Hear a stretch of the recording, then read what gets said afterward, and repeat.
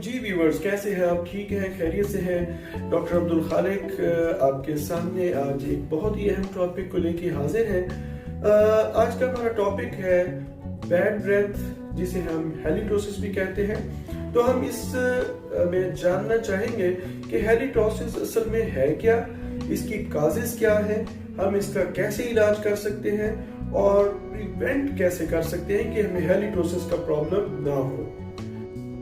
Please subscribe my channel AK Dental Surgery Bahawalpur. Thanks.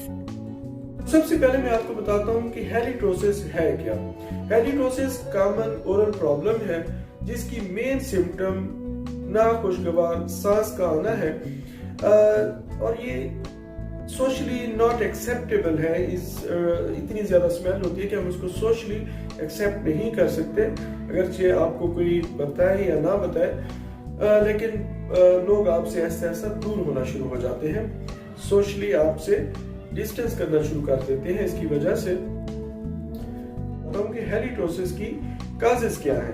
तो इसकी multiple causes हैं। सबसे पहले इम्प्रॉपर ओरल हाइजीन आती है कि अगर आप अपने दांतों की सही तरीके से सफाई नहीं करते तो हमारे जो फूड पार्टिकल्स मुंह के अंदर रह जाते हैं वो गल सड़ के ब्रेक डाउन होके सल्फर प्रोडक्ट्स बैक्टीरिया प्रोड्यूस करते हैं, जिसकी वजह से हमारे मुंह से स्मेल आती है। सेकंड नंबर पे आती है कुछ फूड प्रोडक्ट्स। कुछ ऐसी ग़िज़ाएं हैं जिन्हें खाने से हमारे मुंह में स्मेल आएगी। उसमें जिंजर है और उसमें अनियंस हो गए, तो इनकी वजह से भी हमें बैड स्मेल का इशू हो सकता है। तीसरे नंबर पे आ जाती है अगर आपने कोई डेंचर लगाया हुआ है या कोई आपने ऑर्थोडोंटिक अप्लायंस लगाया हुआ है और आप उसकी सफाई जो है वो प्रॉपर तरीके से नहीं करते, तो उसकी वजह से भी जो बैक्टीरियाज हैं और फूड पार्टिकल्स हैं वो उस पर स्टे करना शुरू हो जाते हैं और हमें बैड स्मेल का सामना करना पड़ सकता है। इसके बाद आ जाती है अगर कुछ बैक्टीरियाज होते हैं जो कि हमारी टंग सरफेस पे स्टे करते हैं, वो भी स्मेल पैदा करते हैं। पेरियोडोंटल डिजीज है तो उसमें भी बैड स्मेल का इशू हो सकता है। इसके बाद जीरोस्टोमिया एक प्रॉब्लम है हेल्थ का, जिसमें आपका जो मुंह है वो ड्राई हो जाता है। जब मुंह ड्राई होगा तो आपका जो सेल्फ क्लीनिंग एक मैकेनिज्म है मुंह में, मतलब सलाइवा के जरिए हमारे फूड पार्टिकल सेल्फ एक खुद का तरीके से साफ होते हैं दांत, और वो एक जो है डिस्टर्ब हो जाता है। उसकी वजह से भी प्रॉपर क्लीनिंग नहीं हो पाती, तो जीरोस्टोमिया की वजह से भी स्मेल का इशू हो सकता है। अब जीरोस्टोमिया की आगे काफी वजूहात हो सकती हैं। कोई आप कोई ऐसी मेडिसिन खा रहे हैं जिसकी वजह से माउथ ड्राइनेस हो जाती है। इसके अलावा कुछ सैलिवरी ग्लैंड्स के डिसऑर्डर्स हो सकते हैं, तो इसकी अलग से एक डिस्कशन भी बन सकती है जीरोस्टोमिया पर।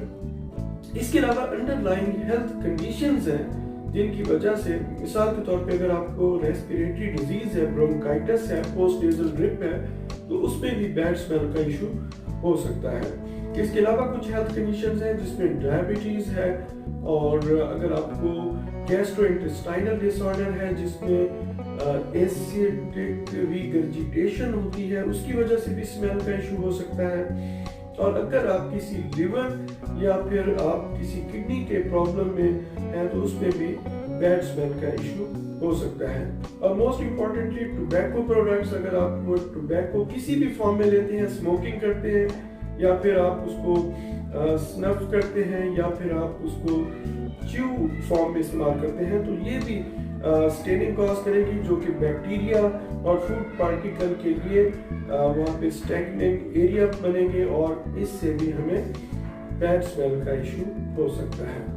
अब मैं आपको बताना चाहूँगा कि जो बैड स्मेल का इशू है, जिसे हम हैलिटोसिस भी कहते हैं, उसका नुकसान क्या है या उसका हमारे ऊपर असर क्या है।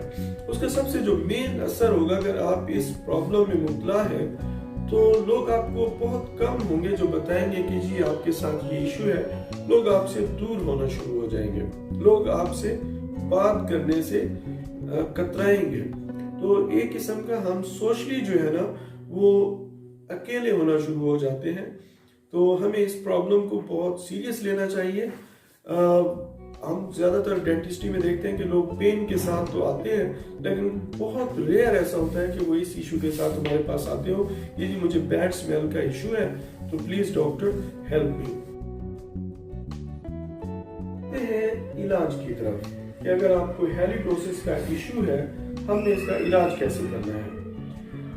हैलिडोसिस या मुंह से नाखुशगवार सांस का आना, इसका इलाज इन वजूहात की बिना पे ही हम कर सकते हैं। मिसाल के तौर पे अगर आप डेंटिस्ट को चेक करते हैं और वो देखता है कि आपकी जो ओरल हाइजीन प्रॉपर नहीं है, तो आपने अपने ओरल हाइजीन पे तवज्जो देनी है, जिसमें सबसे पहले नंबर पे ब्रश आएगा। ब्रश आपने अच्छे तरीके से करना है, आपने डेंटल फ्लॉस यूज करना है, और तीसरे नंबर पे मोस्ट इंपॉर्टेंट जो है, आपने टंग ब्रशिंग भी करनी है, जिसको हम निग्लेक्ट कर देते हैं और हमारा जो ये बैड स्मेल का इशू है ये ठीक नहीं हो पाता।